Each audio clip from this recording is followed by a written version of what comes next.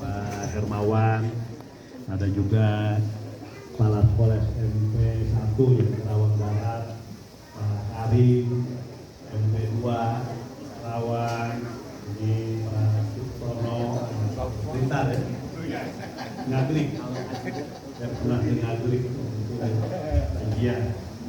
Kepala SMP 5, ini Pak, ada 5 ya, ini Roos, SMP 6, ini Pak Hadi, Cirebon, kehadirannya, Kandian, Wakil Ketua DPRD Kabupaten Kerawang, Ibu Bapak sekalian yang saya hormati.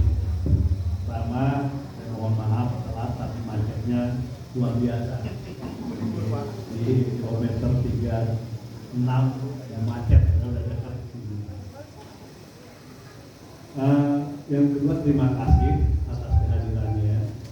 Ini memang sejak saya di DPR, salah satu yang paling saya concern ya, paling saya seriusin adalah soal pendidikan. Dulu waktu 2009 pertama saya di DPR, kebetulan saya orang Kerawang tuh ya, saya orang Kerawang, Kerawangnya di utara, saya lahir di Kampung Malaka, Desa Pisang Sambo, Kecamatan Tirtajaya, dulu Batu Jaya.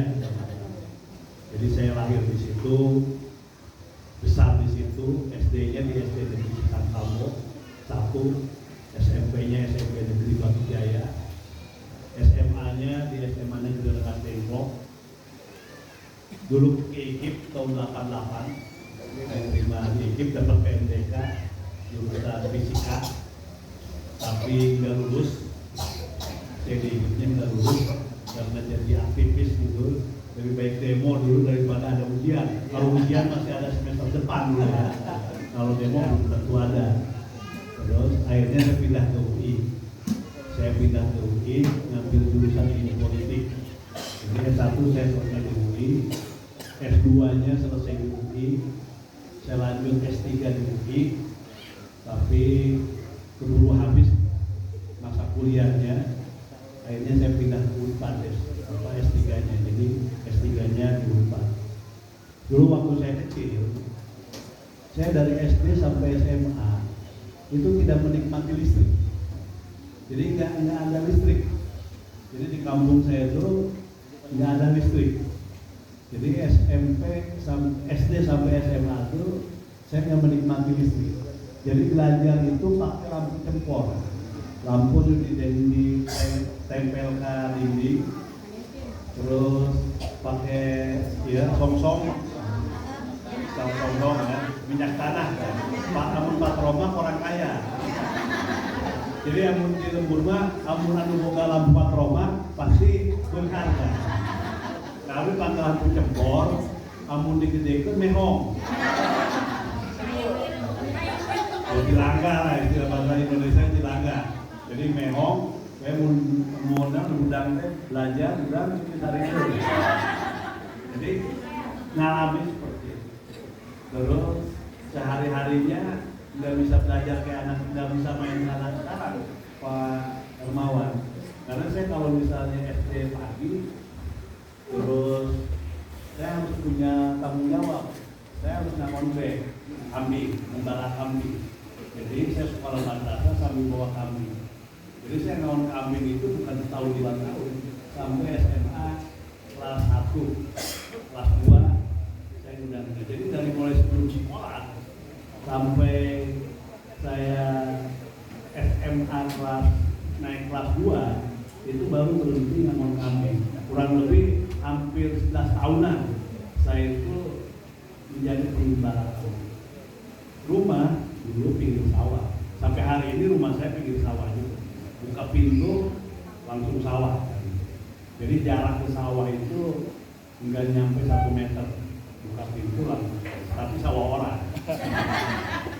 Nah, itu rumah dulu, rumah nenek saya itu dindingnya bilik, tuh bilik ya. Bilik batuan pisan. Jadi bilik lantainya masih tanah dari bulan. Jadi kalau hujan bocor bisa kayak lumpur aja ya gitu. Jadi kucing asupnya lain tidak patok, tapi dulu bilik anu bolong kan. Karena di sini ada yang pernah makan sama garam digoreng doang. Jadi makan sama garam goreng-goreng. Nah, kenapa saya bisa apakah konsen? Karena ini kan berdasarkan masa lalu saya. Saya bisa sampai hari ini, itu salah satu faktornya itu adalah pendidikan. Saya nggak pernah sekolah, nggak punya bekal. Dulu SMP saya di Batu Jaya, kadang jalan kaki. Dari rumah itu dari Malaka jalan kaki. Itu hampir lebih dari 6 kilo. Lewat Tetuang dulu zaman Petrus. Oh iya. Kalau kakak saya itu satu angkatan di Ikip. Nah, jadi Petrus dan zaman Petrus. Jadi berangkat subuh tuh Petrus tuh yang ditembak dulu ya. Itu ada. Yang apa kalau sekarang nggak tahu udah model, udah gaya. Itu saya ngalami. Jadi saya cuma minta izin aja sekolah. Minta izin, diizinin nenek saya sekolah daftar sendiri, ngambil rapot sendiri gitu. Nggak seperti anak sekarang ngambil rapot diambil orang tua. Saya nggak ambil sendiri, saya ambil sendiri, daftar sendiri. Jadi nggak pernah diantar daftar sendiri. Nah, bisa seperti hari ini sangat sulit. Karena itu, saya berusaha dengan apa yang saya miliki, dengan segala keterbatasan sekarang, maka concern itu di pendidikan. Karena saya meyakini pendidikan itu yang bisa memutus atau memotong yang namanya rantai kemiskinan. Itu satu, saya percaya itu. Yang kedua, pendidikan itu bisa mengubah masa depan seseorang, keluarganya, bahkan lingkungan dan masyarakat. Jadi saya percaya itu, saya meyakini itu. Jadi pendidikan itu bisa mengubah masa depan seseorang, keluarganya, bahkan lingkungan masyarakatnya, bahkan lebih luas itu dalam konteks kehidupan kenegaraan. Dan dia alat media yang paling efektif yang bisa memotong kemiskinan struktural. Kemiskinan struktural itu kemiskinan yang diwariskan dari mulai orang tuanya, kakeknya, neneknya kepada anak cucunya secara terus-menerus tanpa dia bisa mengubah keadaan hidupnya menjadi lebih baik. Jadi kemiskinan struktural itu adalah kemiskinan yang diturunkan secara turun-temurun. Turun-temurun tanpa bisa dipotong.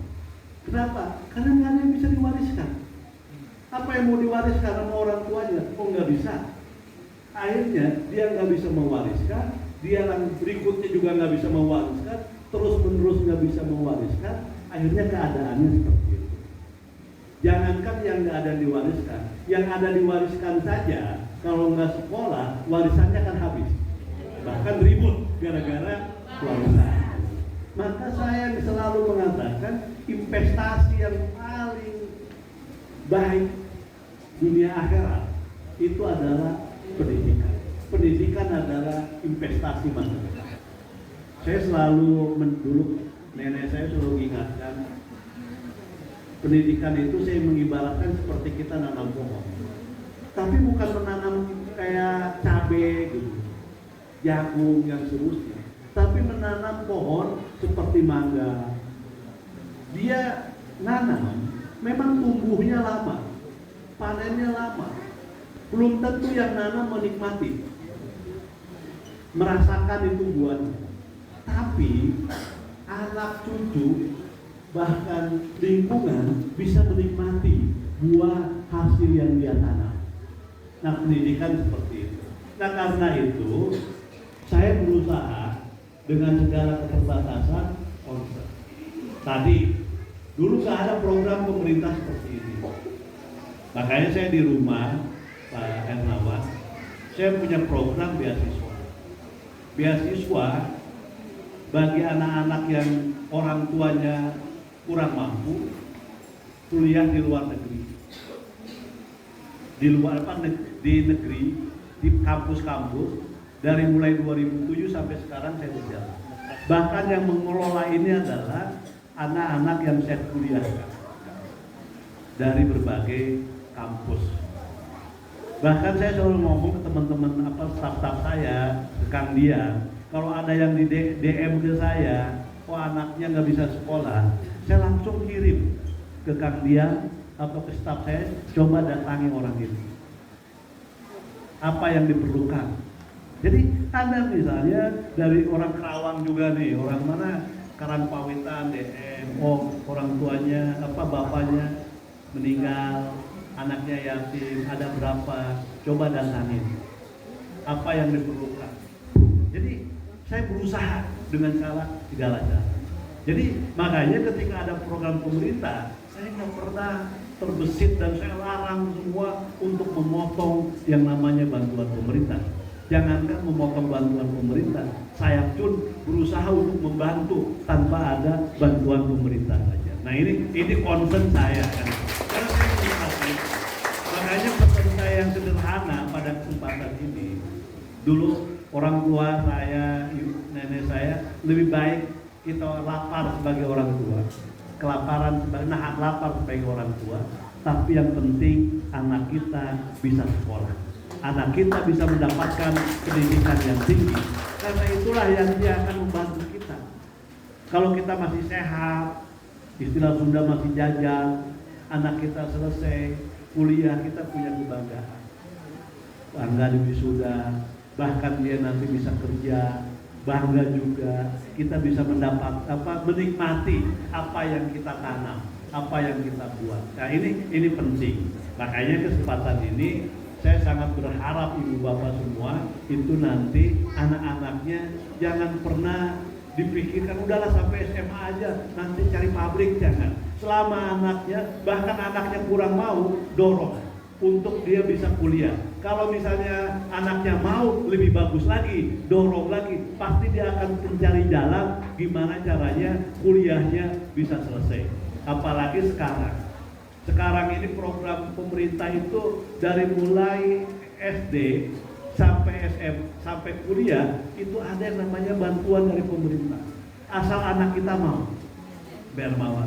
Makanya saya bilang ke Kang Dian, teman-teman, coba kita bikin yang namanya semacam percontohan dari mulai SD kelas berapa sampai SMP sampai SMA, bahkan sampai nanti kuliah, itu program PIP-nya nggak putus sama anak itu. Jadi lebih baik kita misalnya ngelola ada sekian ratus, tapi fokus anak itu diperhatikan terus menerus, PIP-nya itu nggak pernah putus. Jadi sampai dia itu kuliah, karena kuliah ada yang namanya KIP, Kartu Indonesia Pinter. Jadi dari mulai SD, kalau misalnya kita nemu lah sekarang nih yang dikumpulkan, ini ada sekian ratus. Nanti ini ada yang kelas berapa? Ada yang kelas 3, ada yang kelas 2, ada yang kelas 1. Kalau kelas 3, berarti nanti tahun depan kalau yang kelas 3 masuk SMA, anak ini tetap kita daftarkan sebagai peserta PIP sampai SMA. Nanti ketika dia dapat diterima di perguruan tinggi negeri, kita daftarkan dia penerima KIP, Kartu Indonesia Pintar. Itu udah urus semua tuh. Bahkan KIP bukan hanya untuk SPP yang lain-lain, bahkan biaya hidup ada di situ. Nah ini dasar terus. Kalau misalnya artinya kalau kelas 3 dia mendapatkan PIP itu 4 tahun. Karena 1 tahun kelas 3, 3 tahun SMA. Nanti KIP 4 tahun. 8 semester, rata-rata udah selesai sekarang. Berarti kira-kira kita bisa protek dia, lindungi dia pendidikannya itu selama 8 tahun sampai dia lulus. Saya minta ini dijadikan semacam contoh. Ini udah kita mau mulai. Kalau dia dapatnya dari kelas 1, berarti dia dapat PIP-nya itu selama 10 tahun.